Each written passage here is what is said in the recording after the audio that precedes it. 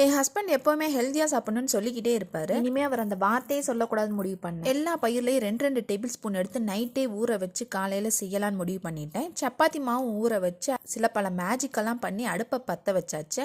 எண்ணெய் நல்லா தளன்னு விட்டு அதில் கொஞ்சமாக சோம்பு போட்டு எண்ணெயிலே இஞ்சி பூண்டு பேஸ்ட்டையும் போட்டு நல்லா வதக்கிக்கோங்க. வெங்காயத்துக்கு அப்புறம் போடுறத விட இது நல்ல டேஸ்ட்டாக இருக்கும். ஒரு வெங்காயம் 2 தக்காளி உப்பு போட்டு நல்லா இதை வதக்கிக்கலாம். உங்களுக்கு பிடிச்சமான தூள் எல்லாமே நீங்கள் போட்டுக்கலாம். மிளகாத்தூள், மல்லித்தூள், மட்டன் மசாலா, சிக்கன் மசாலா போட்டு மீதி இருந்த கொஞ்சோண்டு காளான் இருந்ததுங்க, அதையும் சேர்த்து போடுடா, எல்லாமே ஹெல்தி தானே அப்படின்னு சொல்லி அதையும் சேர்த்து இந்த பயிரையும் போட்டு 1 டம்ளர் தண்ணி ஊற்றி நல்லா வேக வச்சுட்டேங்க.